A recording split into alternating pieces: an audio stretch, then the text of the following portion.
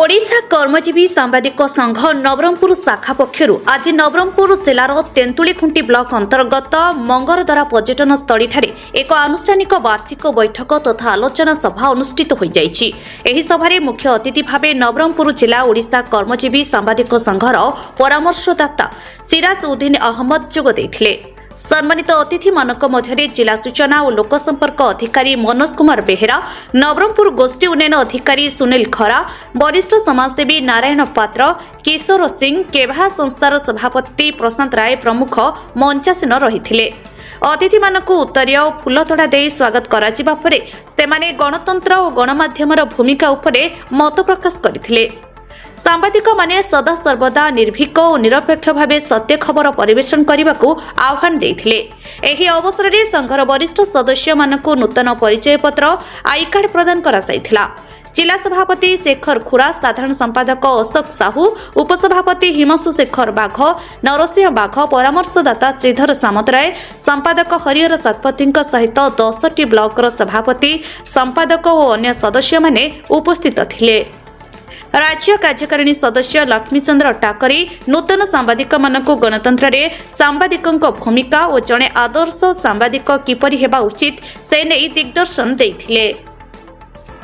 नवरंगपुर तेंतुलीखुंटीरू Sabyasachi Bharatia Narang report, Narada news Odia. सांबादिक संघ तरफ तेंतुलीखुंटी ब्लॉक मंगरदरा पर्यटन स्थली रे एक जिला स्तरीय बंधु मिलन कार्यक्रम अनुष्ठित होता। सामाजिक ई संघ को सुदृढ़ करने विभिन्न प्रसंग उपर आलोचना कराई तत्सहित आगामी दिन में नूतन वर्ष में संघ तरफ निर्णय करागला विभिन्न ब्लॉक रे blood donation camp, blanket distribution, स्वच्छ भारत भली विभिन्न सोशल वर्क उपर आम फोकस करी लोक मानक सामिल कर आगामी दिन मान कार्य करूँ जो द्वारा कि समाज उन्नति हम। तत्सहित सामाजिक मान सोशल वर्क रे मिलित भाव में कार्यक्रम आगक बढ़े आम आज निर्णय नहीं।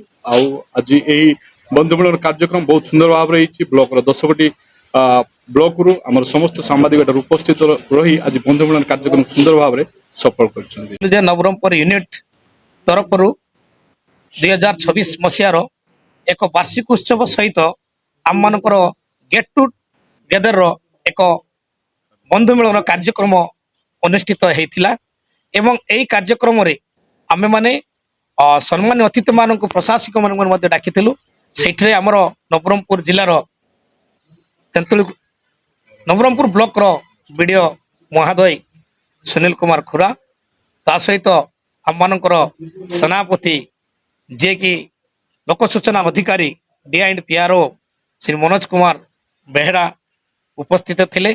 ताहा सहित जनाशुना पुरखा समाजसेवी नारायण पात्र महोदय, किशोर चंद्र सिंह एवं आमर लीगल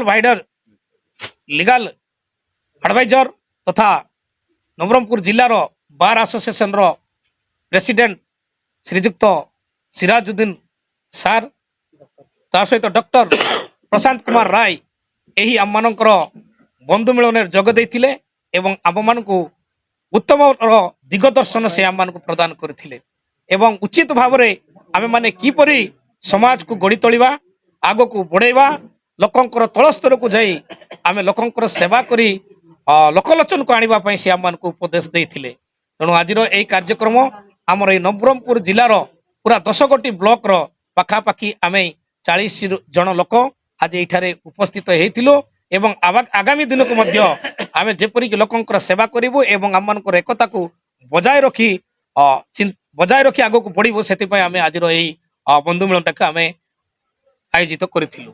धन्यवाद। नवरंगपुर तेंतुलीखुंटीरू सब्यसाची भरतियांक रिपोर्ट, नारद न्यूज ओडिया।